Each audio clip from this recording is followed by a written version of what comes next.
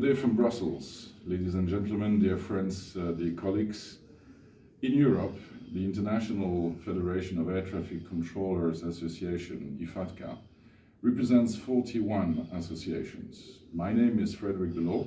I'm the Executive Vice President for Europe, and I can truly say that it's a privilege to be able to interact and to work with the consortia AWARE in order to develop the future systems. The systems that we will need to make Europe skies truly CO2 efficient and to fly the friendly skies of Europe.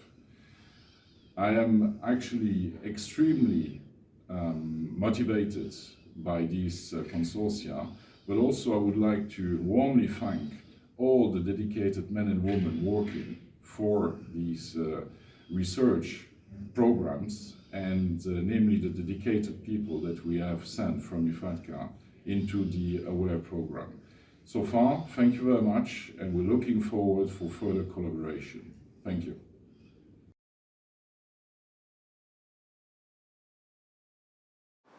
My name is Anthony Smoker, and I'm one of the representatives from IFATCA, the International Federation of Air Traffic Controllers Associations, working within the SESAR AWARE project.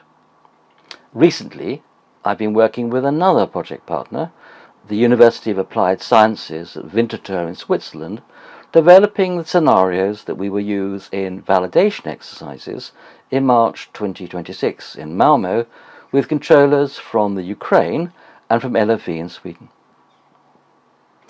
In 1987, Carl Weick and others from Berkeley in California were working with high reliability theory, and they studied air traffic control.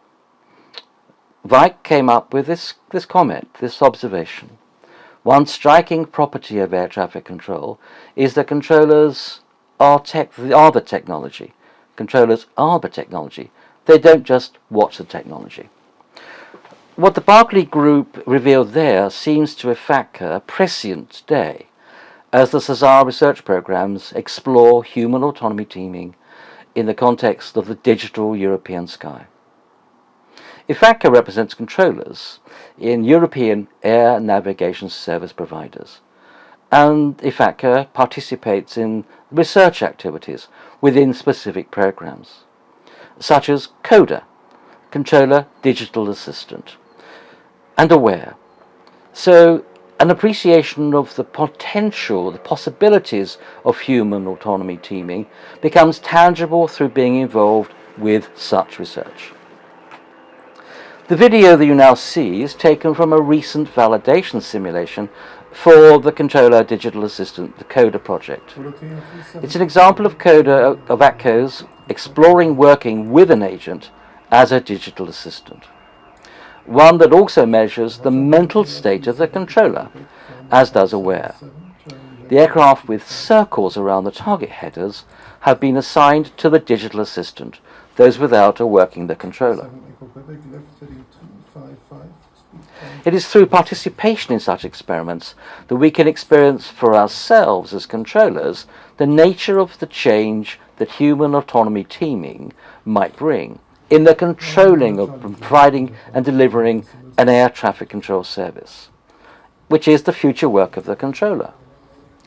Such design philosophies transcend what is labelled automation, which has been a subject of research within air traffic management for decades. A persistent question has been, what is the role of the human in air traffic control and air traffic management in the future?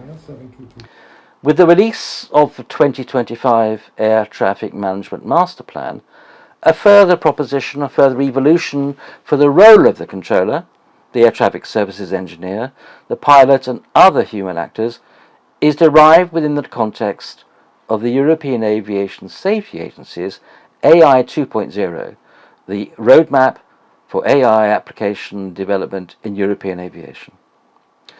One frame of reference for exploring and considering this is the nature of the activity that is being undertaken by the human autonomy team, the nature of the work that the team is undertaking.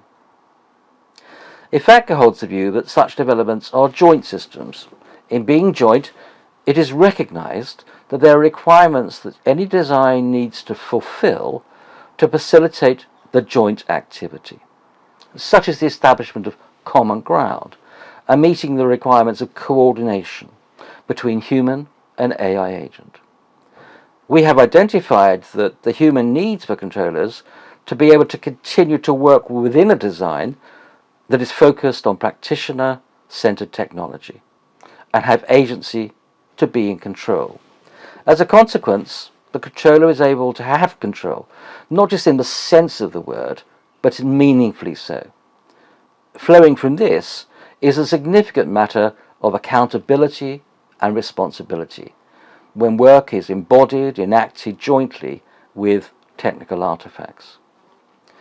There will be no answers from projects such as AWARE, but there will be new questions to pursue, new dimensions of the subject to consider. The allocation of functions between human and AI agent, therefore, is an area of research that is core to the development of a serviceable design that can provide both the capacity as well as the capability to respond to the myriad sources of variation that characterize the air traffic control operating environment. Such is the typical nature of the work of the ATCO, as well as in other human roles.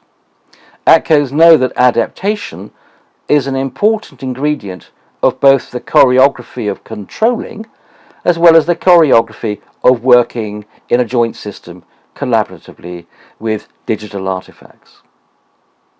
What will being the technology feel like in 20 years? Be like in a controlling environment where the work is a different form of joint activity. Weick also made this observation in 1987, that the air traffic control system seems to keep the human more actively in the loop of technology than is true for other systems in which reliability is a bigger problem. Thus was the world in 1987. Will we be able to say the same in 2037 or beyond? IFATCA's involvement with AWARE provides us with an opportunity to explore these constructs and find paths within research to learn more. No answers as such, recall that, just different questions.